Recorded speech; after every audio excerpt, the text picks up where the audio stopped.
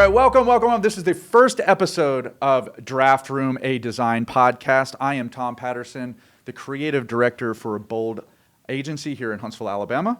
And I'm the creative director for Leary Studio.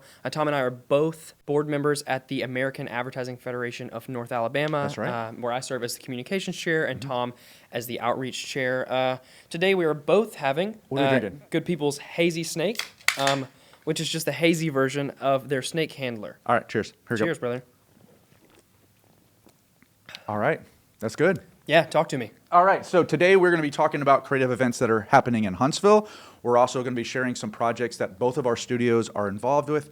But most importantly, we're going to be talking about our guest, who is the manager of the long range and urban planning for the City of Huntsville, Dennis Madsen, to talk about the PARC project, which probably more people know around the Sky Bridge, right? And we're also going to talk about Huntsville's big picture and why Huntsville is starting to do some real grown-up city planning here. So, but let's segue over here. Tell me some things that the Leary Studio is involved with right now.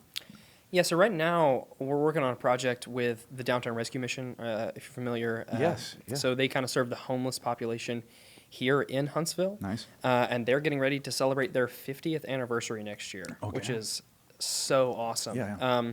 So part of that campaign to get ready for that kind of big event is we're building basically an animation that starts to kind of articulate their vision that they can use as, social media work. And, we'll kind of show that for all of the watchers right now. And if you're listening, you'll have to hop onto our YouTube to kind of see what that looks like. But this is a little bit of a preview of that animation. Okay. So we've been working with their marketing team to kind of clarify their vision and be able to kind of display that as they prep for the event.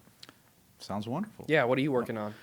So one thing I want to highlight is that we got hired by the City of Huntsville to brand out and really bring under the umbrella, one umbrella, the many sports districts here in Huntsville, what we're considering sports district, and we're going to be calling it the Huntsville Sports District. Pretty straightforward, but it includes John Hunt Park, Brom Springs Park, the Aquatic Center, and Merrimack Park. And basically what we're doing is we want to kind of brand it as an umbrella Huntsville Sports District, but also give each one of the parks its own identity. And a brilliant designer over at the Bold Studio, Ashton, did a wonderful job of building out a brand style guide for this.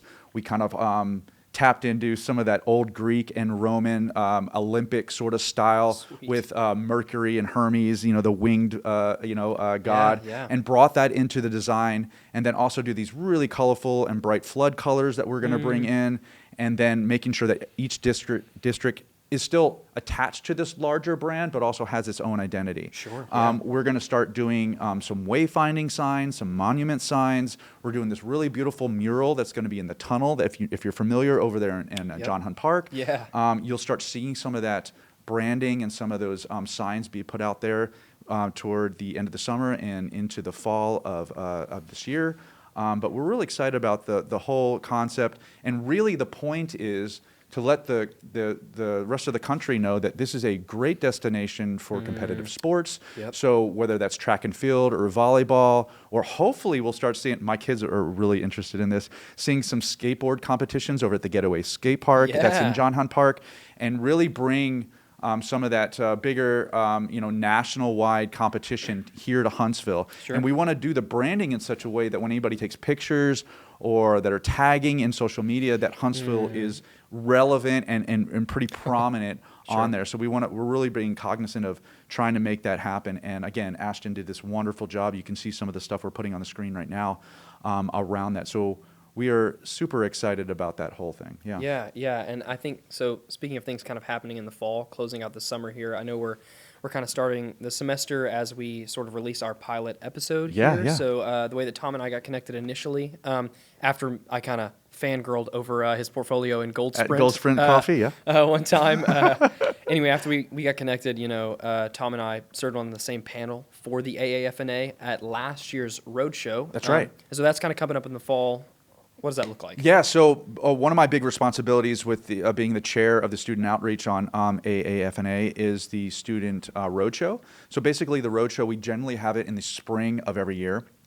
And we tour the different campuses, university campuses here in North Alabama. So we're talking about Calhoun, we're talking about University of Alabama at Huntsville, all the way out to UNA Yeah. and A&M and Decatur. So what we do is we get a panelist of designers like yourself, and who Yep. I tapped for this last time, and like Andy was on our panel as well.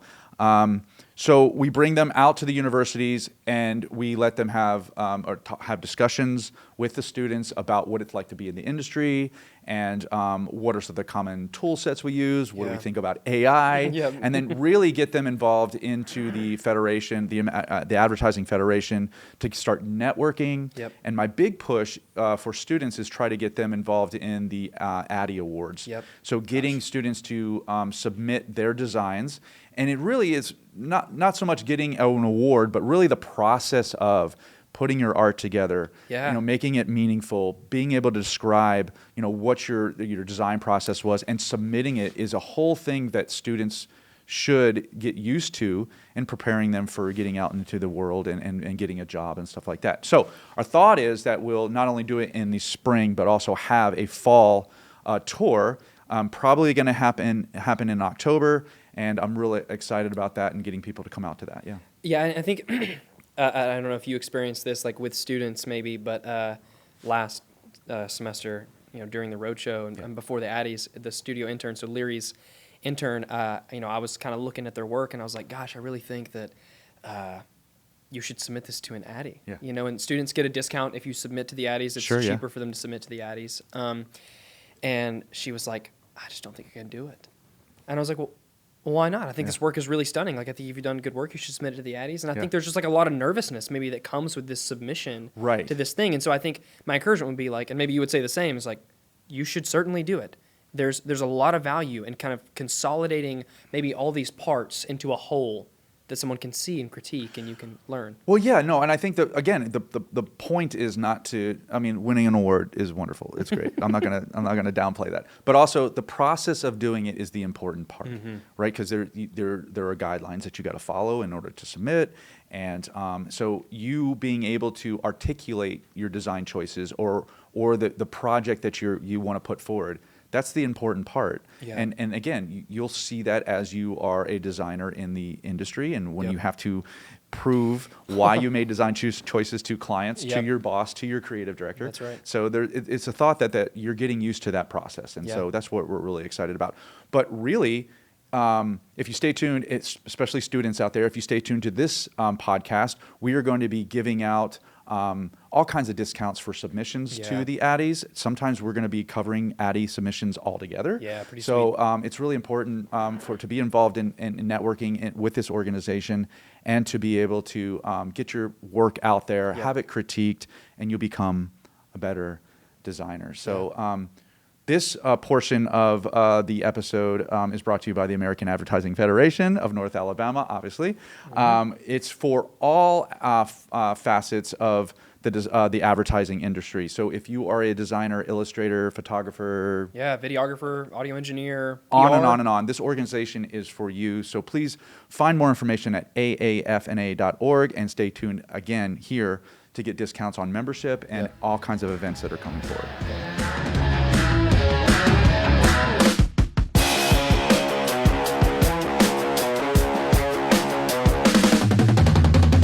All right, let's welcome Dennis Madsen to the podcast. Yeah, welcome, Dennis. Hey, cheers. Cheers. Thank you so much for being here.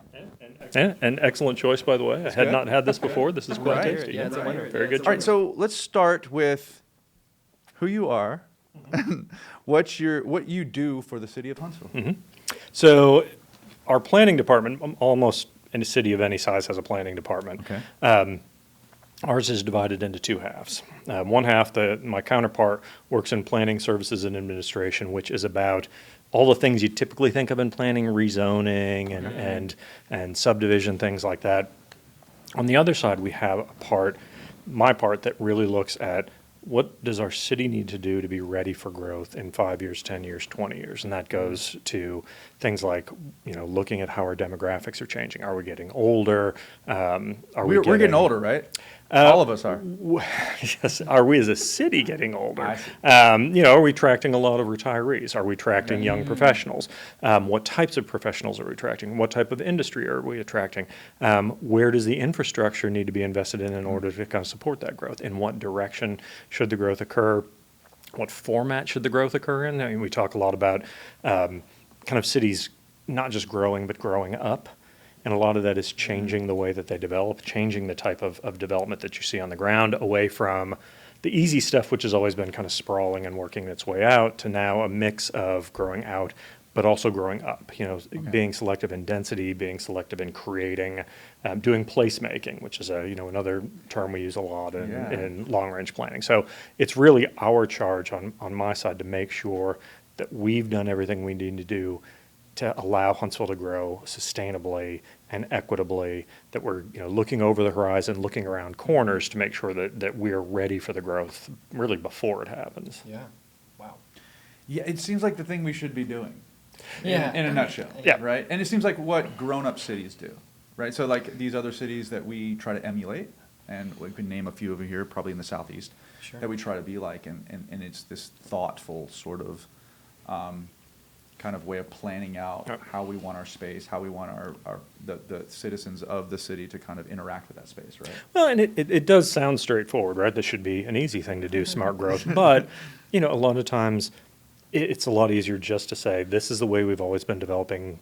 We know it works. Status We're just quo going to kind keep of- doing it. Yeah. And it's also, cities particularly become increasingly diverse. There's not always consensus over what kind of growth you want to see. Some folks I want just those subdivisions. I want a single-family home on a quarter-acre lot, and that's all I want to see. Sure. And there's not always this agreement. Okay, well, we actually do need apartments, right? We do need townhomes. We do need condos. We do need we need more walkable communities, right? We need more bike infrastructure. Yeah. So part of the challenge sometimes is as you're shifting your policy, making sure that you've got some level of consensus around that change, that people understand why you're doing what you're doing. Right. So it's sort of an example of that is that this PARC program that we're talking about. So it's the Pedestrian Access and Redevelopment Corridor. Yes.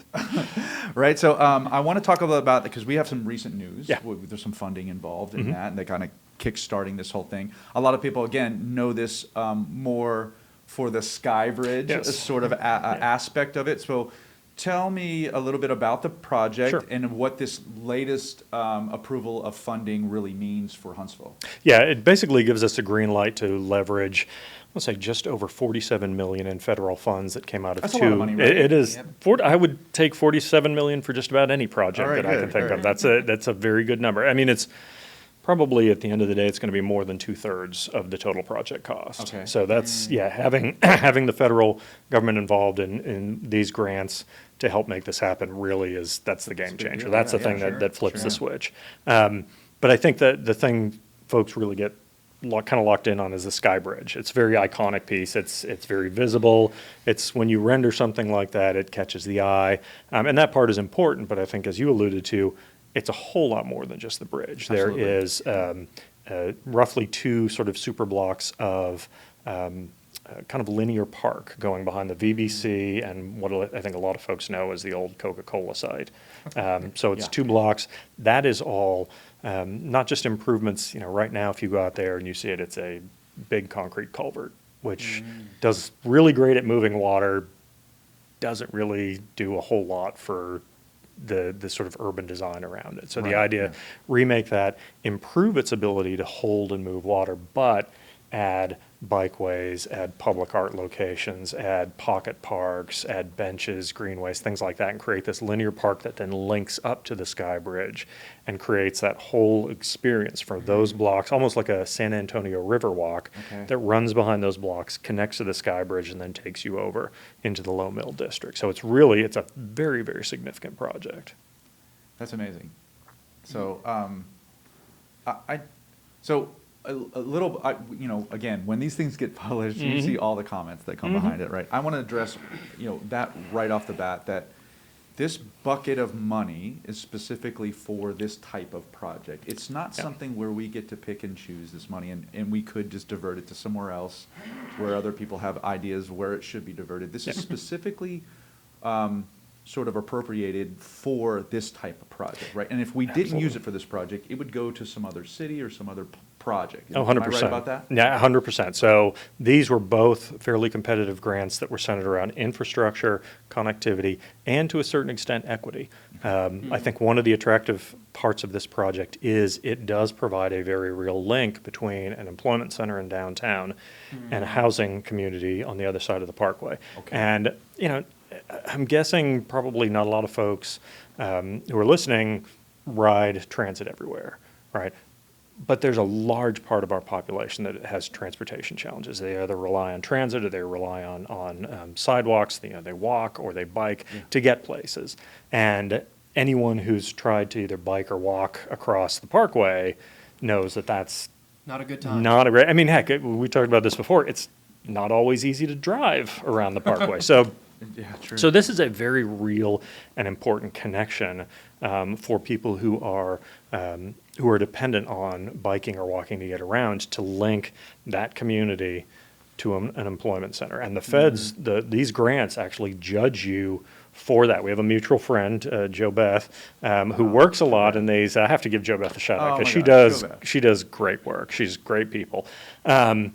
But she knows, what boxes they're looking to see checked. And a good part of it is, does this infrastructure fix a divide between two parts of the community, right? So the Parkway does a great job moving folks, up and down But the it's a city, wall. but it is also a wall, right? Yeah. This is the other thing we talked about, the idea of a road, getting into the wonky urban design terminology, the wall, a road as either a seam or an edge, right? Yeah. An edge is a dividing piece. A seam is something that knits it together. And we can find roads that are communal, that knit neighborhoods together.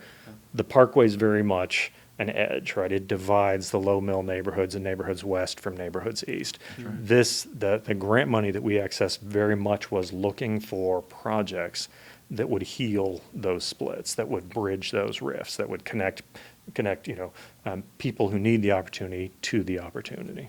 Yeah. That's amazing. So, we talked about the funding a little bit, and again, I'm always aware of anything that's happening in Huntsville where that you have a lot of the naysayers and think we should be pushing energy and money and resources towards something else. So I think we addressed that with a little bit with the funding there. But are there legitimate issues with this project that you think people might have a good case on that you'd like to address to say, all right, that makes sense, but here's what we're doing to address those certain things? Yeah, I mean, the big part is if you're worried about the money, this was all dedicated really towards those issues of connectivity. As you alluded to, we are not going to get those funds unless we're doing this type of project, thing. right? Yeah. But I think the other real benefit of this project is it doesn't just do one thing. We're getting a lot of different kind of lifting out of this project. So it's about that literal connectivity. It's also about, and this is not the sexiest thing in the world, but flood mitigation in a community like ours is really important, right? I think of flood mitigation is really attractive. Well, everyone has their own Has their thing, kink. but yes, they do. I'm not sure if I could say that on the podcast or not, but yes, I mean, if flood mitigation is yours, good on you. But it's important. I mean, we are in a flood-prone area. It's important to be able to hold and move water when it rains. It has a direct impact not only to businesses and the ability to develop in certain areas, it has a very real impact on residents, residents who are living in neighborhoods that can either be cut off by flooding or can be impacted by flooding. So this is an opportunity to improve the way we're controlling floods in the downtown area and the neighborhoods adjacent, which has a very positive impact on the folks who live and work downtown. And then I also think, from a design side, it's important to build kind of a unique skyline.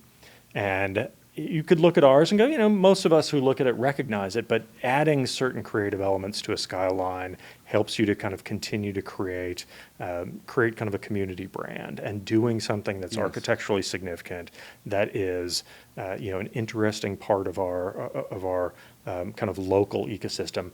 That's a great ad. That's great to see as a sort of another kind of figure in the backdrop of our skyline. I completely agree, and I think you talk about just the silhouette or the aesthetic version of Huntsville skyline is always that rocket, right? Yeah. And it should always be. Yes. All props to everything that happened. But I love the idea that we can expand on that. Yeah. We don't have to only be that. Yeah. And this is another example of where the city can kind of, grow outside of that. We are the Rocket City. There's no doubt about it. But also there's other things that we are doing, and we mentioned it before, being a grown-up city, grown-up planning, Yeah. looking at other places that do it really well. We want to emulate that and expand beyond, sort of this, cliche, rocket skyline, which I love, but also there's other ways to kind of go about it from a design standpoint. Right. Well, and I mean, especially you guys working in the design world, you understand the importance of kind of the DNA of whatever you're working with, right? That's right. And that you don't necessarily want to go, oh, this worked in some other city, so I want to bring it here and do exactly that. Still got to be customized. And we had talked a little bit about the guy who's kind of the grandfather of the Beltline, which is that public works kind of multi-use path and transit project around downtown Atlanta. Yep. And Ryan Crevel coined this term infraculture. And the idea was your infrastructure has to do certain things. There's no reason you can't ask it to do more, right? These creeks are moving water. Why not ask them also to be linear parks, right? Yep. You have this bridge that can connect one community to another. Why not also ask it to be an iconic part of our skyline, right? So at the Atlanta project, it was really a lot of abandoned railways that were very much a part of Atlanta's history. And he said, why not ask these things to do more for our community? Why not? Because you're spending a lot of money and you're spending a lot of effort, to that point. You're putting all this investment into these things. Get as much return out of them as you possibly can. Don't just ask them to do one thing. Don't just ask it to move freight. Don't just ask it to move cars. Don't just ask it to move water. Ask it to do placemaking. Ask it to create, to contribute to your skyline. Ask it to create places where local culture happens, right? Those things all become much more contributing to the quality of your urban design. Yeah, I think, again, it's just another way we're kind of thinking more thoughtfully about what we want to do with the space and taking existing spaces and utilizing them as best we possibly can. Yep. I think it's very exciting. So give me some timelines around the project, and I'm imagining it's in phases. And Yep. so talk to me about those phases and how we'll start seeing, as citizens here in Huntsville, we'll start seeing some of this project start kind of developing. I think you should start seeing movement probably before the end of this year. Now, some things slide. You never know if we bump into something else in design that's going to push things back. But I think the first phase, and this may also change, so take it with a grain of salt. The first phase, I believe, is really to address kind of the flood mitigation, that channel that's behind the VBC and the Coke plant. Okay. The second part would be then to do that bridge that goes over the Parkway and Governor's Drive. And then the third would be to come back and really kind of do all the public and pedestrian improvements in the channel. Couple of years, depending, weather always impacts. But I feel like, it's one of those things for planners, a couple of years is the blink of an eye. And it's one of those things, you're going to turn around and you'll be like, oh, I can't believe that's done. Sure. So we should start seeing movement on there, hopefully, knock on wood, before the end of the year. That's exciting. I mean, I'm personally, I live in Low Mill District area. This is a project that is going to directly affect me and my family, because I like riding bikes. I like running. So I think this is all kind of goes toward that. So I'm very excited about that, and kind of the reason why I was looking to live in the Low Mill area is because of this project. So I'm very excited about it. So are there other projects that you're excited about, you think people should take a notice of, and that are coming soon that you want to kind of highlight, that you're involved in? Well, a lot of that stuff you kind of have already seen started to come out of the ground, but it's a lot of it goes to, when we talk about, not just growing, but kind of growing more intelligently and growing more thoughtfully, a lot of the mixed-use projects that we see coming out of the ground. That's a very real shift in the way we've developed, right? It used to be, we're all about, your commercial and your shopping is here, your employment is here, and your residential's here, and thou shalt drive among them, right? And now we're rethinking that and saying, mixed-use activity centers are a good thing.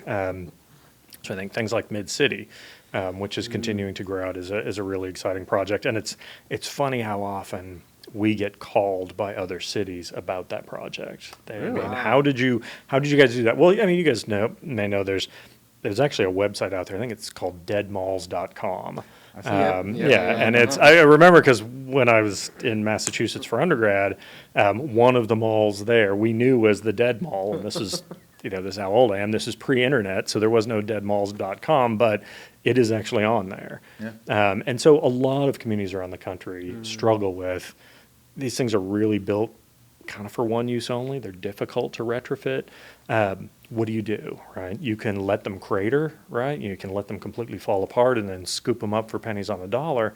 But what happens when these things die is a lot of times it's not just the mall itself dying. It takes a lot of the stuff around it, right? It really it's like a impacts cancer. negative. It absolutely. Absolutely. So Madison Mall was there, and that's what it was for a bit there. it becomes a problem. It has a very real negative impact on the surrounding community. So the idea is, can you be a little bit more proactive? Go in, find yourself a development partner. The city would commit to infrastructure investments. We actually knew we needed PARC investments out towards the west anyway as we were growing west. It was an opportunity to introduce more green space, find a development partner who's willing to think of kind of a more contemporary vision, more of a mixed-use development type out there.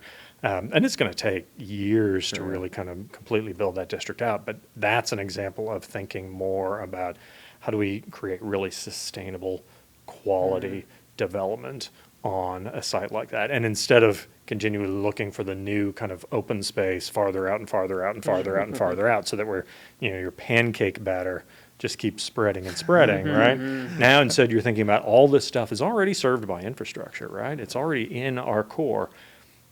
What does its second life look like, and how can we make sure that its second life lasts longer and contributes more? And there's great other examples. The Village of Providence is one of the first traditional neighborhood developments in town, and that's been 20 years on the build out. But they had a really clear vision for it. They stuck to it, and it's one of our highest value census tracts in the entire metro. Wow. Stovehouse and Campus 805, great examples. I mean, those were, if you're frank, 20 years ago, if a developer had bought those two sites, first thing they would have done was cleared them, right? I mean, they would have wiped them out and, built another strip mall. But you have folks who know that the city was interested. The city had expressed interest in thinking a little bit more creatively and supporting, creative thinking and development.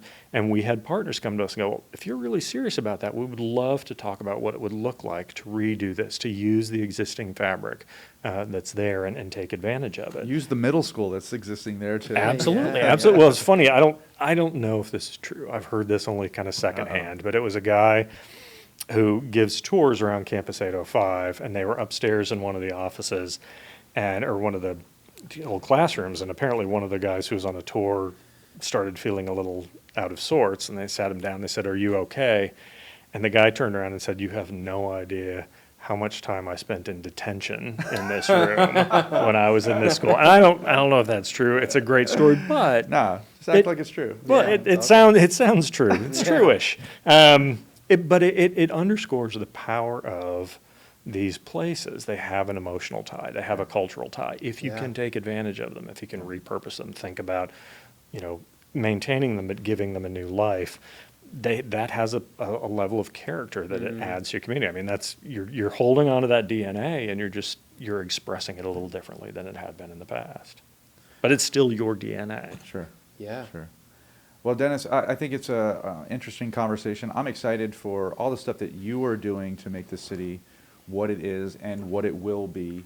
And I appreciate your time, and I'd love to have you back on as things progress and kind of check in with you as we see some of these things develop. And I just really appreciate you coming on. I could talk planning all day long. So. All right. Yeah, thanks for having me. Thanks so much. Cheers. Cheers. Yep. Cheers.